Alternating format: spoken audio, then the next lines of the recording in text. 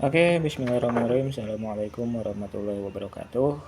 Ah, Selamat pagi, siang, sore, dan malam buat para penonton dimanapun kalian berada. Di sini saya akan sedikit berbagi cara untuk memeriksa kampas rem model cakram ya. Di sini sudah saya sediakan beberapa contoh kampas rem cakram, baik depan maupun belakang, itu menyesuaikan saja.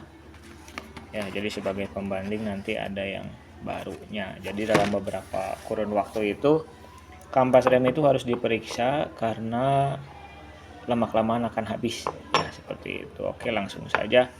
Di sini alat yang dibutuhkan adalah ada beberapa yang memang dia dari pabrik itu menggunakan pengukuran ya, menggunakan sigmat di sini kalau alat ukurnya. Nah, jika kita ada posisi kampas rem yang sudah dibuka, ingin melihat bagaimana yang bagus atau masih digunakan, di sini ada beberapa contoh kampas rem yang uh, sudah dipakai dan yang baru ya. Ini yang sudah dipakai, ini yang barunya sebagai pembanding. Oke.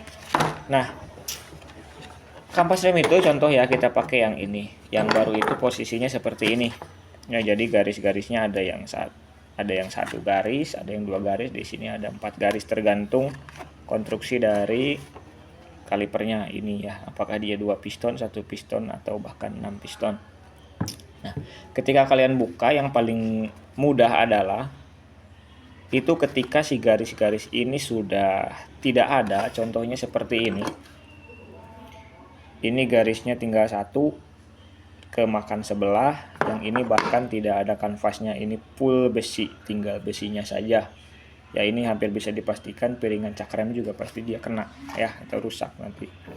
Nah, jadi yang paling mudah itu secara visual garis-garisnya itu sudah tidak ada ya, dari yang semula contoh ini. Nah, ini tadinya ada 3, tapi yang tersisa tinggal 1. Ini harusnya rata ya, tapi kalian bisa lihat ini yang sebelah sini kiri itu lebih tipis dibanding yang kanan. Nah, ini berarti ada masalah di kalipernya di sini. Berarti dia mainnya cuma sebelah ya. Dia mainnya cuma sebelah atau yang satunya tidak lancar.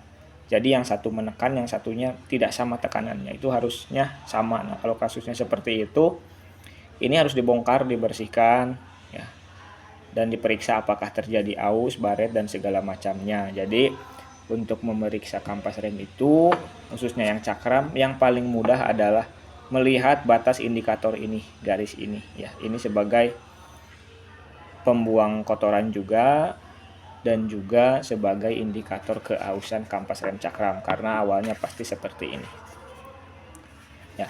Nah, tapi ada beberapa motor dari buku manual itu harus dilakukan pengukuran. Dia punya standar ketebalan, batas ketebalan sini.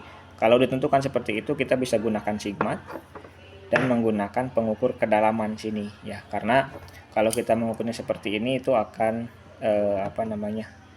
tidak sepresisi kalau misalkan kita pakai pengukur kedalaman yang ini ya. Caranya mudah, tinggal kita simpan saja di sini. Nah, jadi yang diukur itu hanya kampasnya saja ya, tidak dengan besinya, tidak seperti ini. Tidak dari sini, tapi dari sini yang bagian kanvasnya saja.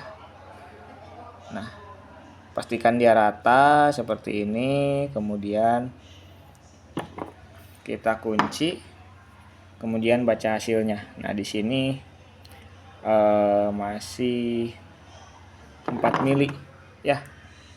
Ini masih 4 mili hasilnya, kalian lihat 4,4 mili ya. Ini biasanya tergantung motornya, buku manualnya ada yang 1, ada yang 2 kalau memang kalian punya buku manualnya. Tapi kalaupun tidak ada, ini harus diganti karena yang ini tipis nih. Yang ini kalau kita ukur batas ketebalan itu ukurnya yang tipis ya.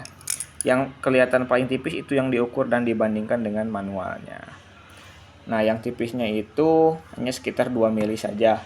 Dan ini kalau diteruskan pasti dia pasti tidak akan baik karena pengeremannya tidak akan merata, dan harus membersihkan, memeriksa si piston kaliper ini ya kalau kasusnya seperti ini.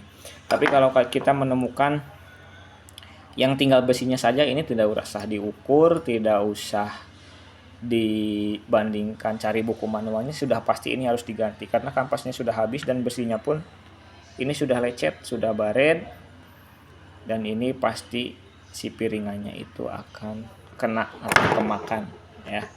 Sekian yang bisa saya sampaikan. Jadi intinya adalah lihat indikatornya ini ada atau tidak. Kalau misalkan masih ada lengkap, kemungkinan itu belum bisa diganti ya, tidak usah diganti. Tapi kalau sudah ada yang hilang, sebaiknya diganti ya. Selain itu, walaupun misalkan garis 3 ini masih ada, tapi ketika kita tekan pakai kuku itu tidak berbekas, maka kemungkinan dia mengeras ya. Kalau misalkan si piringannya itu habis tapi ini masih tebal, nah itu kemungkinan kampasnya sudah keras dan juga harus diganti.